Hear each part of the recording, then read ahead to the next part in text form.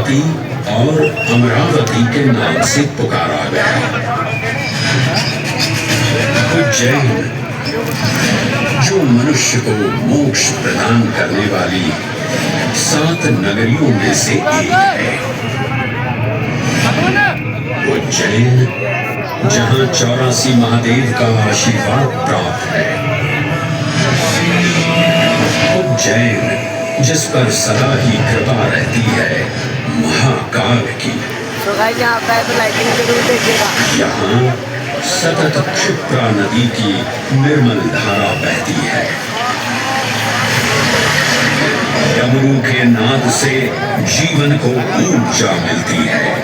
घंटियों की झंकार मन को आनंदित करती है। और यहाँ का आकाश शिव आशीष स्वरूप है। श्मशान ऊषर क्षेत्र पीठम तु मनमेव च पंचकत्र न लभ्यते महाकाल पुरद्दते। यहाँ पर श्मशान ऊषर यानी अनुपजाऊ भूमि, क्षेत्र अर्थात पवित्र भूमि, पीठ यानी शक्ति स्थान और मन अर्थात आध्यात्मिक शांति का स्थल पांचों एक ही स्थान पर उपलब्ध है। ये संयोग महाकाल की नगरी उज्जैन की महिमा को और गरिमामय बना देता है। उज्जैन के इस अलौकिक स्वरूप से प्रभावित हो महाकवि कालिदास अपने काव्य मेघदूत में लिखते हैं, हे जलधर, यदि महाकाल के समय से पहले तुम पहुंच जाओ तो तब तक वहां ठहर जाना जब तक सूर्य आंख से ओझल न हो जाए। शिव की संध्याकालीन आरती के समय नगाड़े जैसी मधुर ध्वनि करते हुए तुम्हें अपने धीर गंभीर गर्जनों का पूरा फल प्राप्त होगा। ये संध्या आरती जिसे कालिदास ने सराहा है अत्यंत महत्वपूर्ण है, क्योंकि ये वो प्रहर है जब सभी देवी देवता गंधर्व यहाँ उपस्थित होते हैं।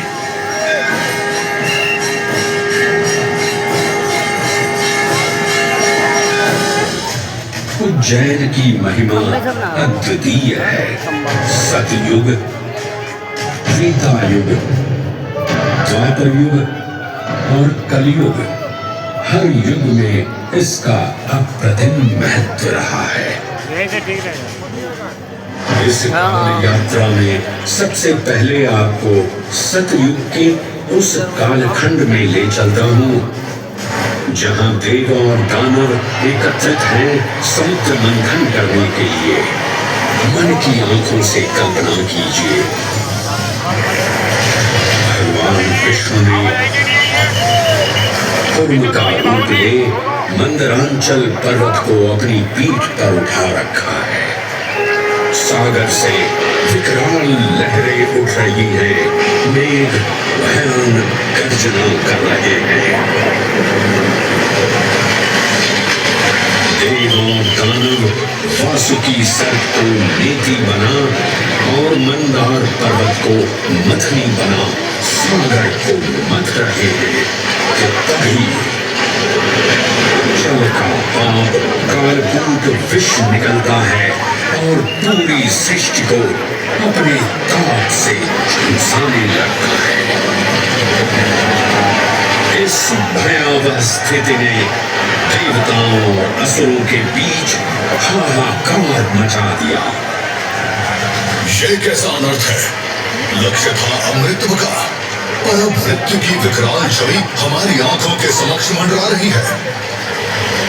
इस भयंकर संकट से केवल वही उद्धारकर्ता मुक्ति दिला सकते हैं जो समस्त विश्व के परम संरक्षक हैं। कभी सब महादेव की शरण में जाते हैं और पुकार लगाते हैं, ओम नमो भगवते रुद्राय, और फिर तुष्टा महादेव भक्तों की गुहार सुनते हैं, कैलाश से उतरते हैं, विष को अपनी अंजुलि में भर अपने कंठ में धारण करते हैं।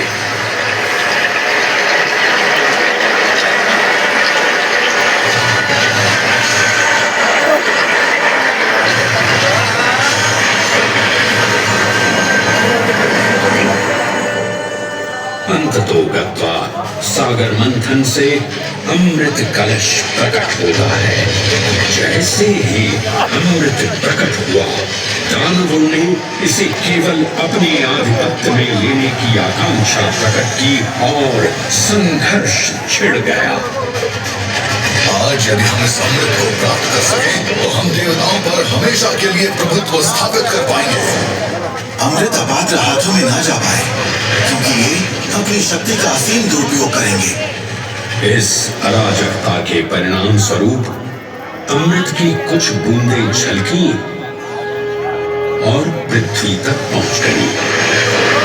4 स्थलों पर स्पर्श हुआ इन बूंदों का। हरिद्वार, प्रयागराज,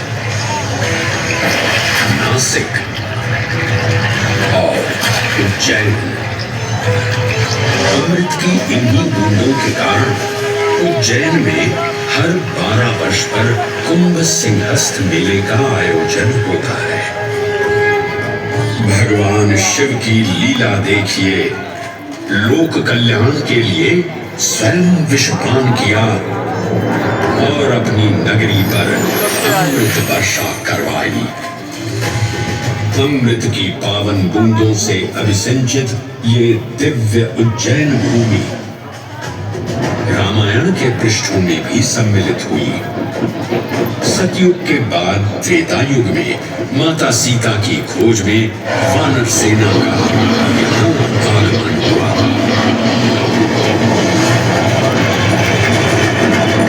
समय की इस यात्रा के माध्यम से अब प्रवेश करते हैं वाल्मीकि रामायण के किष्किंधा कांड में।